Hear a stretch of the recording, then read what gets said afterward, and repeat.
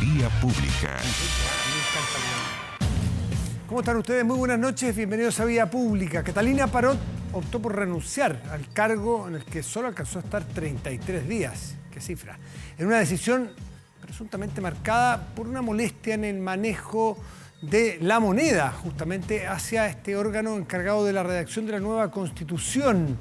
Su antecesor ya había salido con algunos problemas, con algunos encontrones ahí con miembros de la comisión, o de la convención, perdón. Bueno, ahora Catalina Parot duró muy poco, las cosas no estaban resultando. No tiene que ver con que hoy día hayan sesionado la Universidad de Chile o no, porque eso se especulaba. Más bien no hubo fluidez, no hubo posibilidades, no se entendieron y terminó renunciando. Pero además estaría influida por la tensión permanente con la convención a propósito de las condiciones que deben operar los 155 constituyentes. Fíjese que no sé si escuchó usted un audio. Uno de los secretarios de la convención dio a conocer cuáles eran las formas que tenían que trabajar y él dijo, disculpen que a lo mejor yo estoy yendo más allá de los límites de mis atribuciones, pero les voy a decir cómo se trabaja y no están las condiciones suficientes para trabajar.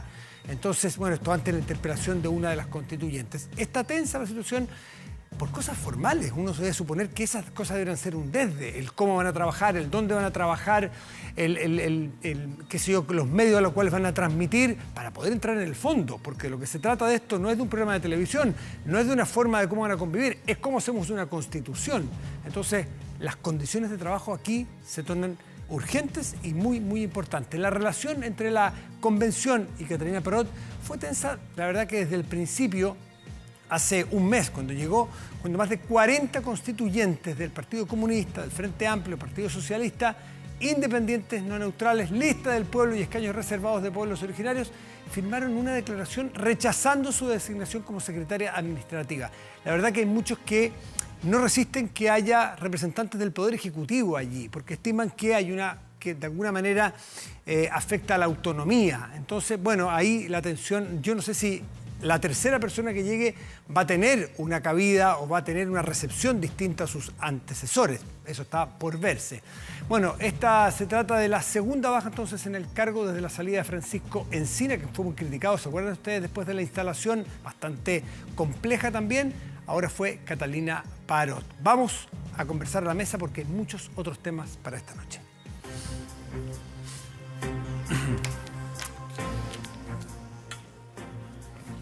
Y voy a poner esta mascarilla porque tenemos invitada aquí en estudio. La verdad que lo que nos puede pasar a nosotros y nuestra constitución por 40 o 50 años que nos vaya a regir, siempre se dice esa frase, no sé, o ese número, no sé por qué, pero vamos a ponerle que es muy importante, que duda cabe. Pero creo que todo palidece al lado de lo que le puede pasar a nuestro planeta y lo que le está pasando a nuestro planeta. Hay un informe que hoy día de madrugada en Chile, a lo mejor otras personas lo conocían antes, nos golpeó a todos, de este IPCC, que es este panel intergubernamental de expertos de cambio climático, que nos señala, entre otras cosas, que al ritmo que va creciendo la temperatura, va aumentando la temperatura en nuestro planeta, sencillamente no resiste para que en unos 50 o 60 años más nosotros podamos vivir de la manera que hoy día conocemos el planeta. La ministra de Medio Ambiente está con nosotros, Carolina Smith. Buenas noches, gracias por venir hasta acá, hasta el estudio. Muy buenas noches, Matías, y qué bueno poder estar aquí discutiendo este importante tema de nuestra casa común, que se está incendiando, como ha dicho el comité de expertos. Exactamente. Entre las cosas que llaman la atención, porque tiene muchos detalles, uno de ellos es que si es que nosotros a partir de ahora nos empezamos a portar bien todos los países del mundo, que estamos todos involucrados, y empezamos a ser responsables, en una de esas en 20 o 30 años más podemos frenar el aumento de temperatura. O sea, no es que nosotros digamos, ya, ¿saben qué? Cortémosla, listo, se solucionó el problema. A lo mejor en 30 años más podemos solucionarlo. Es dramático el llamado. Así es. Este que es el sexto informe del comité científico, lo que ratifica primero es el hecho de que el cambio climático es fruto del comportamiento humano. Recordemos que hasta hace muy poco tiempo atrás los líderes, principales países emisores del mundo, ¿verdad?, negaban esta situación y señalaban señalaban que el cambio climático era fruto de un ciclo natural de nuestro planeta. Todavía hay negacionistas al respecto. Bueno, y por eso es tan importante este sexto informe, que es muy contundente en la información científica sobre cómo el calentamiento global lo producimos nosotros, los humanos, con nuestro comportamiento. Y segundo, que nos acercamos al punto de no retorno, que si nosotros, ¿verdad?, no se genera masivamente y particularmente por los grandes emisores de gases de efecto invernadero, una fuerte reducción y permanente reducción de sus emisiones, sencillamente el planeta no va a ser capaz de enfrentar los efectos del calentamiento global.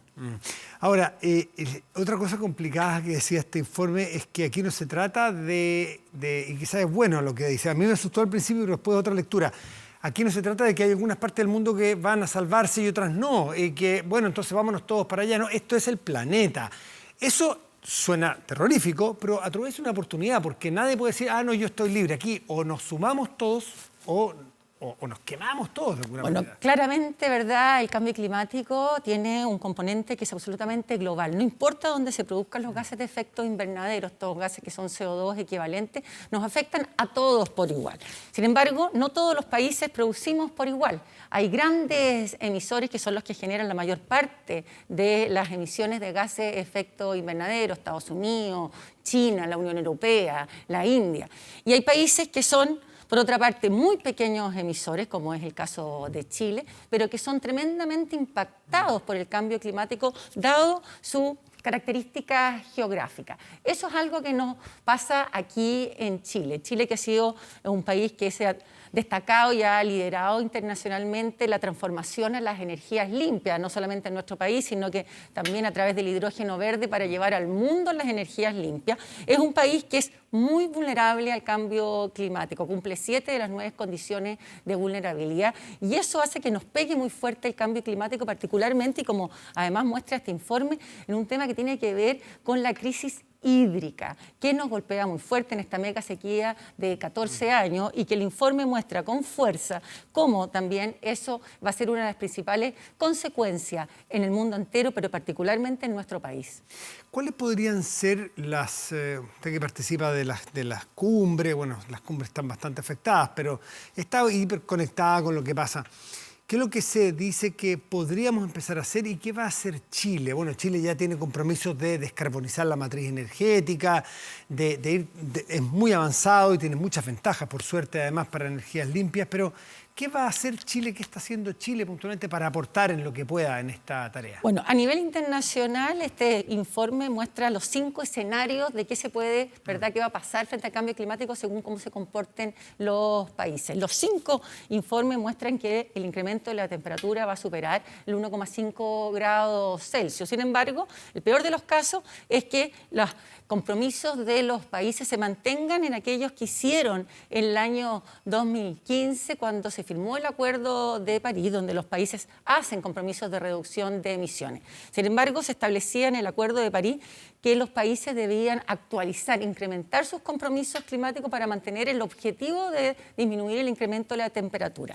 Chile ha sido uno de los países pioneros en incrementar fuertemente sus compromiso de reducción de emisiones. Sin embargo, vemos que desgraciadamente grandes emisores no han hecho esa actualización. Y por lo tanto, lo primero que muestra este informe es que la reducción de emisiones que tiene que comprometer los grandes países tiene que ser muy rápida, muy fuerte y muy permanente para lograr mantener este incremento de temperatura y que no supere más allá de los incluso 2,6 grados al año 2050 si no vemos por parte de los grandes países una fuerte reducción. Y Chile ha ido cumpliendo, el Estado de Chile, para no hablar de un gobierno, en general el Estado de Chile ha ido cumpliendo los compromisos que han ido haciendo, o Chile, ¿cómo ha ido, por ejemplo, Chile en su generación de emisiones? Bueno, Chile tiene una tremenda ventaja frente a otros países que ha tomado y tiene un consenso político de establecer la política climática como una política de Estado que trascienda a los gobiernos de turno. Y ha permitido y ha generado un cambio muy importante a nivel global de demostrar que la transformación a las energías limpias se puede hacer de manera rápida sin incluso subsidios de ningún tipo, a diferencia de otros países como la Unión Europea, como, ¿verdad?, veíamos en España, que decían que no había otra forma de hacerla sin grandes subsidios. Chile ha liderado esa materia y esa transformación, no solamente en la generación de energías limpias, sino también en la transformación de las nuevas tecnologías para poder transformar esa energía limpias en combustibles que podamos exportar físicamente, como es el hidrógeno verde. Y estableció en abril del año pasado, además, sus compromisos climáticos al año 2030, definiendo un presupuesto de carbono que es lo máximo que podemos emitir. Por lo tanto, no solamente una carbono neutralidad definida por una ley, que es la Ley Marco de Cambio Climático, sino que además una trayectoria, no solamente dónde tenemos que llegar, ¿verdad?, sino que cuánto es lo máximo que emitimos cada año y compromiso del 2030, permitiendo justamente ser uno de los países que más ha avanzado y se le ha reconocido esa tremenda ambición y la transformación. Pero el problema en nuestro país es lo vulnerable que somos. Por lo tanto, el foco que nosotros tenemos que poner ahora, y esa es la urgencia y la prioridad, es en la adaptación al cambio climático. Cómo disminuimos nuestra vulnerabilidad, cómo incorporamos en todas nuestras políticas públicas, en todo lo que hacemos, tanto sectorialmente como a nivel regional y comunal, la adaptación al cambio climático a la nueva realidad del incremento de temperatura. Eso suena como, bueno, hacemos lo que podemos, pero por mientras adaptémonos porque el cambio nos pasa por arriba. ¿Cómo nos podemos, o al menos no lo manejamos del todo? Porque eso es evidente, ¿no es cierto? O sea, claramente los grandes emisores tienen una responsabilidad muy importante, Chile, digamos, y así. ¿Cómo se adapta Chile, su desarrollo, su economía? Bueno, esto primero se establece, y es muy relevante, que esto tiene que ser una obligación de todos los sectores a adaptarse. Para eso se establece un plan nacional de adaptación al cambio climático y se traduce en 11 planes sectoriales. Cada sector, que van desde el plan de gestión de los recursos hídricos, de donde más fuerte nos golpea el cambio climático. La adaptación también es el plan de costa. Nosotros tenemos superficies de costas muy bajas. Todos tenemos que cambiar toda nuestra estructura portuarias de puerto, porque nos afecta fuertemente por el tema de las marejadas, todo lo que son las caletas pesqueras, ¿verdad?, que van a dejar de funcionar justamente fruto del incremento del nivel del mar.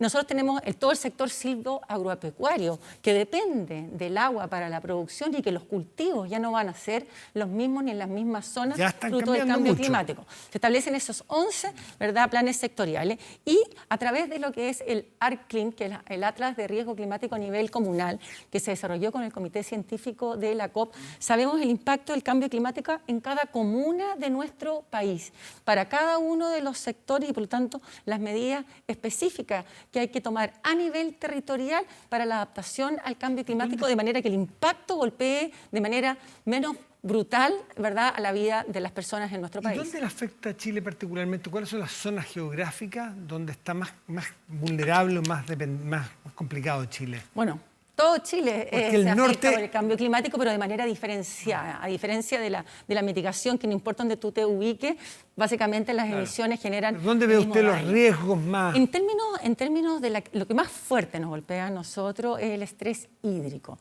La disminución de las precipitaciones junto con el aumento de las temperaturas produce una zona muy compleja en la zona centro-norte y centro-sur del país, donde habita el 80% de la población debido al estrés hídrico. ¿Qué es lo que se hace en esta materia y por eso es tan importante? Primero, cambiar la forma en que nosotros gestionamos el agua. O sea, no me sirve ni nosotros distribuir la pobreza. Primero, la gobernanza, que tenemos que hacerlo mejor, y ahí bienvenido que finalmente se haya aprobado la reforma al Código de Agua en el Senado después de 10 años y la nueva institucionalidad del agua a través de la superintendencia, de la subsecretaría del agua, ¿verdad?, en el MOP. Sin embargo, el gran tema es cómo se gobierna a nivel de la cuenca, para que los mismos actores de la cuenca se distribuyan correctamente los recursos reales que hay. Y aquí pasa el tema de la gestión del agua. Vemos que el 44% de la dificultad, tenemos una mala gestión del agua, en que nosotros entendíamos el agua antes como un recurso casi ilimitado. Hoy día sabemos que no es así, no podemos seguir haciendo las cosas de la misma forma. El 72% del agua se utiliza en la agricultura para generar alimentos, el cambio de todo nuestro sistema de riego, desde un riego, ¿verdad?, que era como el por de las tendido. acequias, que fue extendido, a un riego tecnificado por goteo. Ahí hay un foco muy importante, particularmente en los pequeños agricultores. Por último, ministra, es que nos queda un minutito. Usted ha sido citada a la Cámara de Diputados, entiendo, a la Comisión de Medio Ambiente para explicar cuál es el impacto real para Chile y parte de las medidas que aquí nos está narrando. ¿Cuándo va a ser eso y qué perfil tiene una cita como esta? ¿Quién más va? Bueno, aquí yo agradezco porque acabamos además de aprobar en el Senado, en la Comisión de Medio Ambiente del Senado, de forma unánime la Ley Marco de Cambio Climático, que es el que establece todas las facultades, las obligaciones para actuar ante la crisis climática que enfrenta el mundo, y ahora espero que eso lo apruebe la Cámara de Diputados. Así que espero durante este mes que ya podamos generar eso en la Cámara de Diputados. Y va a ir a la aprobación comisión. de esta ley en esta comisión para que podamos sacar adelante esta iniciativa que es, como digamos, urgente ante la crisis climática que vive el mundo entero y que afecta a nuestro país. Ministra Smith, muchas gracias por estar esta noche aquí con nosotros. Muchas gracias a ti, bien. Matías. Hacemos una pausa. Espérenos, ya volvemos.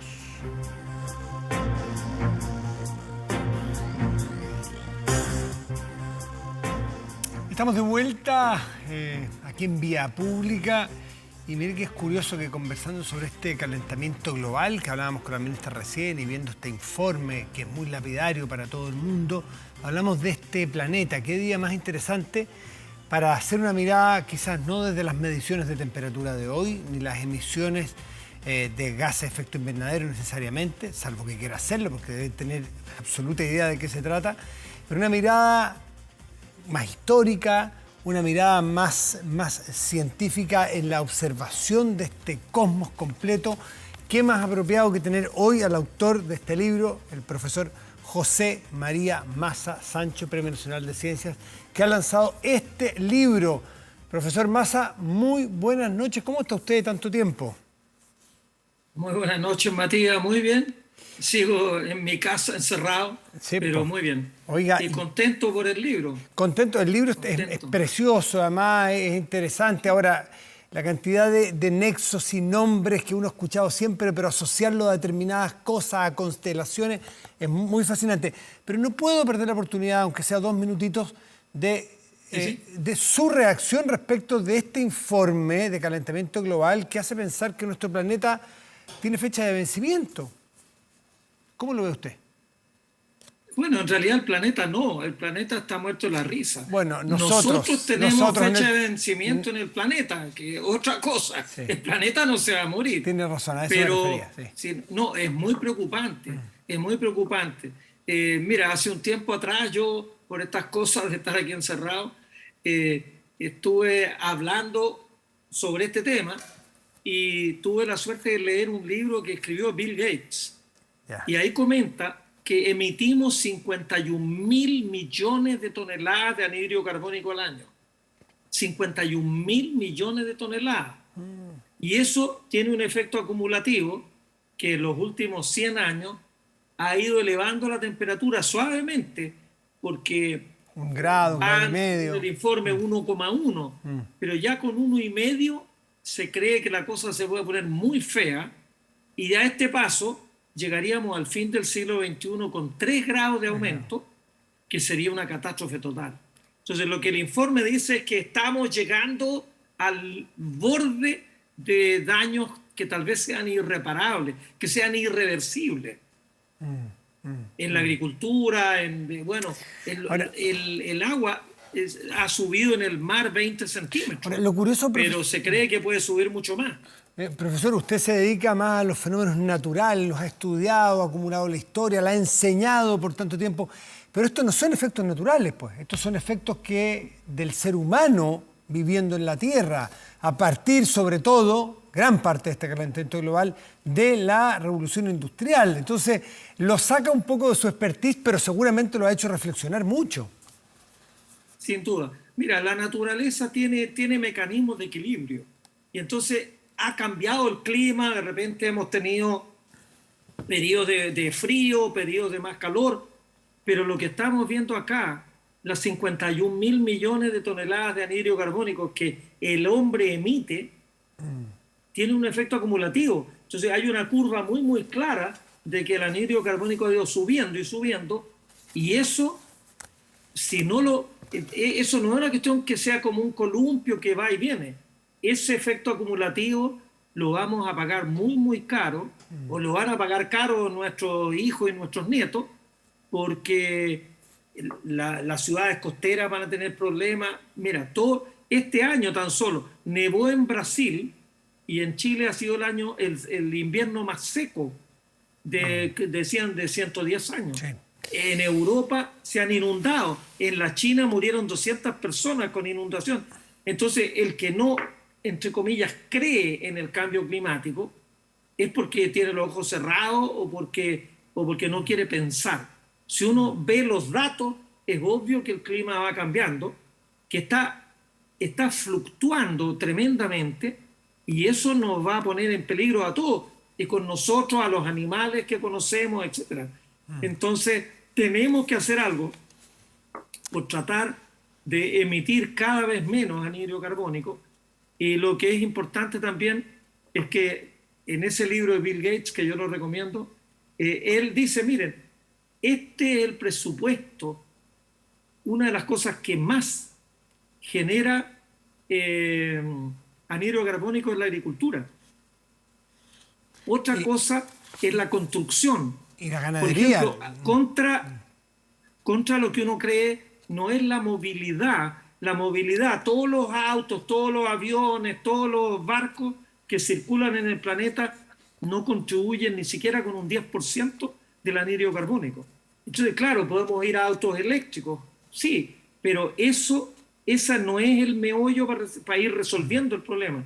Tenemos que actuar en muchos frentes y tenemos, por ejemplo, generar energía eléctrica. Si uno la genera quemando carbón o quemando petróleo, combustibles fósiles en general, eso es una contribución tremenda.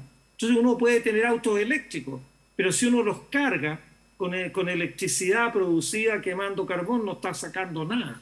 Entonces hay que generar electricidad en forma eólica, nosotros en el norte con el sol, etc. No, es un temazo. Hay que pensar, hay que poner muchos elementos sobre la mesa y pensarlos con mucha calma. Profesor, bueno, incluso ¿sí? Nosotros tenemos acá en el sistema solar un caso que es el planeta Venus, que es un mellizo de la Tierra y que está a 460 grados. Debería tener una temperatura de unos 70, 80 grados. Está a 460 grados porque tiene un efecto de invernadero terrible. Todo lo que se pudo evaporar se evaporó, y hoy día obviamente Venus es inhabitable. Venus pudo haber sido un planeta habitable antes de que se produjera esta catástrofe. Así que podemos aprender en Venus. ¿Qué pasó en Venus? Lo que nos... ¿Qué le pasó a Venus? ¿Cómo generó ese gas o esa capa de efecto invernadero? Bueno, eso, por ejemplo, si en la Tierra sigue aumentando la temperatura, se van a empezar a evaporar los océanos. Y si se evaporan los océanos, toda esa masa de agua en forma de vapor se va a quedar en la atmósfera y vamos a tener una frazada enorme que va a seguir calentando más, y el planeta se va a secar y toda la humedad, digamos, se va a ir a la atmósfera. Eso pasó en Venus. En Venus la temperatura en el suelo de Venus es un planeta rocoso con montañas y cosas bonitas, pero está a 460 grados día y noche, porque esa frazada no permite que el planeta respire, por decirlo así, o se enfríe durante la noche. Wow. Entonces ahora van 2 misiones de la NASA a tratar de entender la atmósfera de Venus y tratar de entender la superficie. Así que tenemos ahí un modelo para aprender. Por eso es tan interesante seguir haciendo ciencia y investigando, porque el hombre no sacamos nada con creer que cuando uno parte, yo creo que es porque no tiene idea. Exacto. Y hay que irse a los datos. Y bueno, y ahí en ese libro yo cuento cómo partimos. Así empezó el hombre. Oiga, a mí lo que me llamó la atención, la curiosidad cuando lo lee usted, cuando uno mira y lee que hay constelaciones y ve esos dibujitos que son tan bonitos, todos tienen nombres de historias, como pone usted aquí, griegas o romanas, y están los mismos nombres que se dan vuelta. ¿De dónde viene esto? A ver, ¿por qué es así? ¿Son ellos los primeros en observar? Bueno, no fueron los primeros en observar. también lo hicieron en Babilonia y en China, pero a nosotros nos llegó la tradición griego-romana, y ahí tenían todo un panteón, la mitología es muy bonita, que yo la cuento ahí en el libro, sí. Quién era Zeus, y que Zeus, el padre de Zeus era Cronos, y el padre de Cronos era Urano, un poco todo ese cuento, y los griegos veían en el cielo un lugar, las almas de los mortales se iban al infierno, se iban al inframundo, y en el inframundo habían tres posibilidades, como ha sido siempre en este cuento. O uno se iba al infierno si se había portado realmente mal, se iba al purgatorio, donde uno tenía que hacer una serie de piruetas, o había una parte que eran los campos elíseos, donde uno lo pasaba chancho y ahí el tiempo no transcurría y uno vivía feliz. Pero en el cielo operaban también los dioses.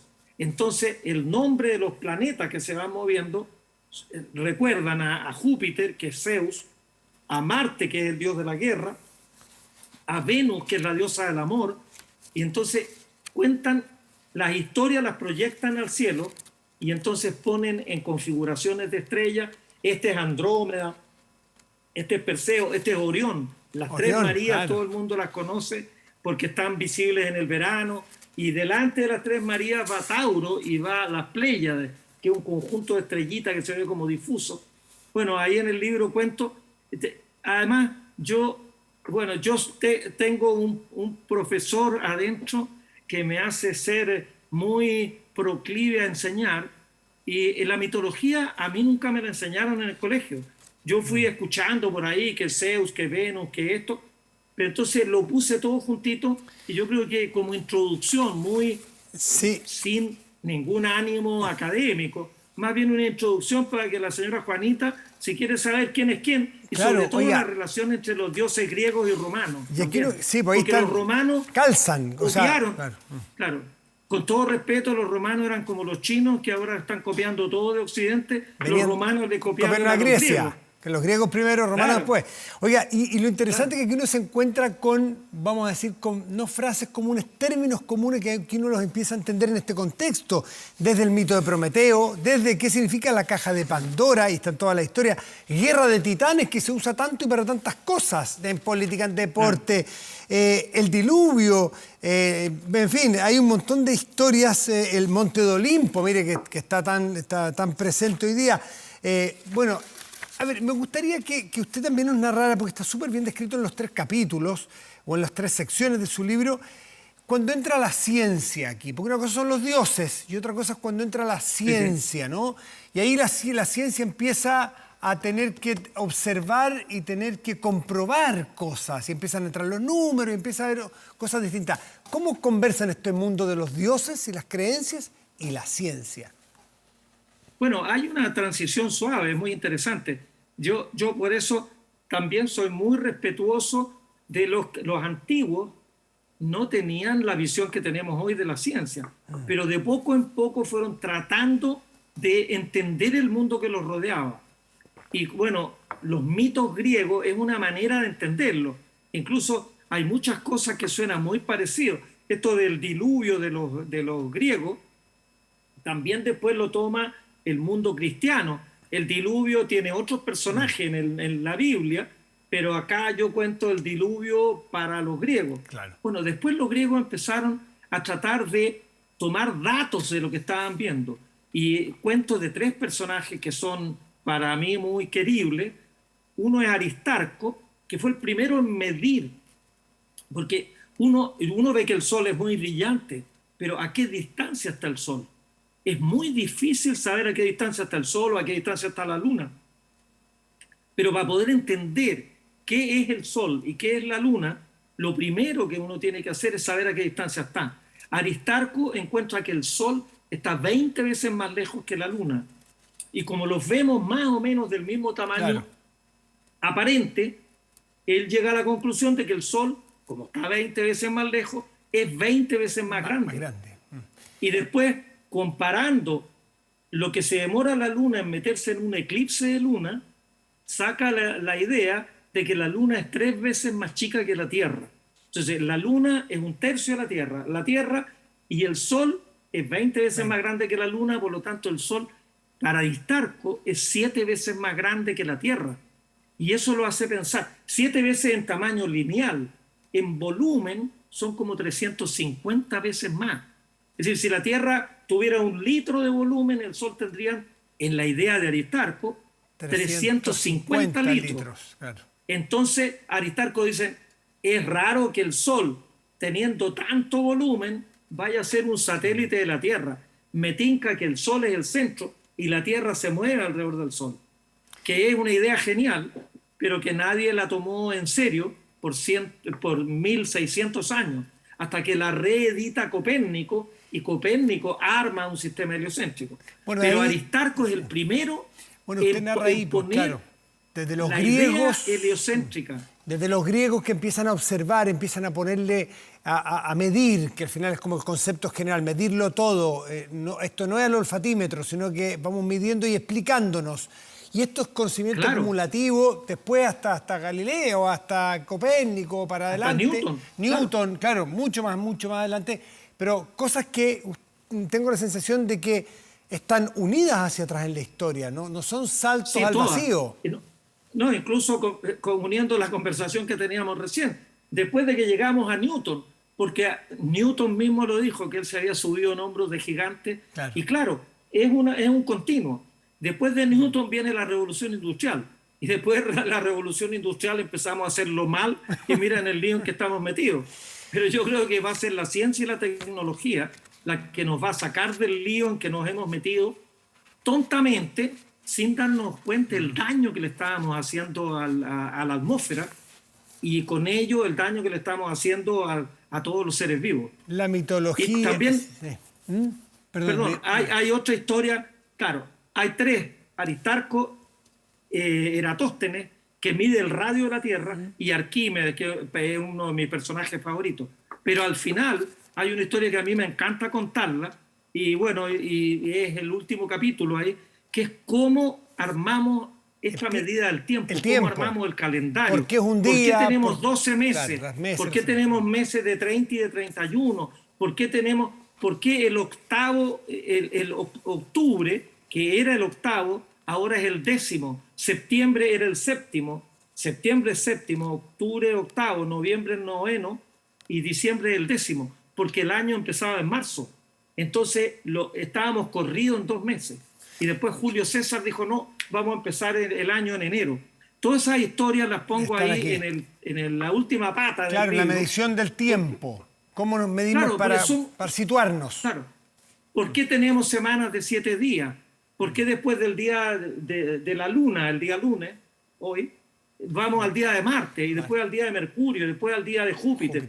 ¿Por qué se arma eso? Bueno, ahí está una explicación con una estrellita de 7 puntas. Mitos. A mí me encanta contar cosas que están a la vista de todo el mundo para que las vean con otros ojos. Esto es lo que usted explicó durante tantos años en la facultad o en la escuela de tuve 40 años 40 haciendo clases de historia de la astronomía. Mitos, ciencia, medición del tiempo, todo muy didáctico, muy entretenido. Además, como siempre, los libros del profesor Massa. Le quiero agradecer, profesor, por estar. Entiendo que va a estar usted en un programa, El Cosmos del Profe Massa, del nuevo canal cultural de TVN, NTV. Va a estar con un programa ahí, ¿no? Sí. Ah, mire. Sí, claro.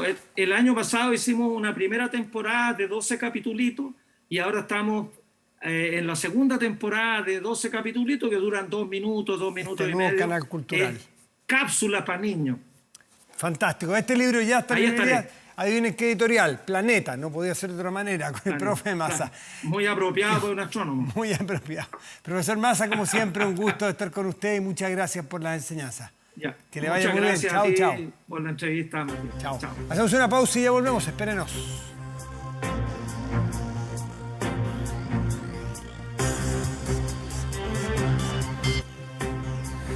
Protéjase de la delincuencia con Tepillé, vigilancia en tiempo real de cámaras de seguridad con audio disuasivo para su empresa.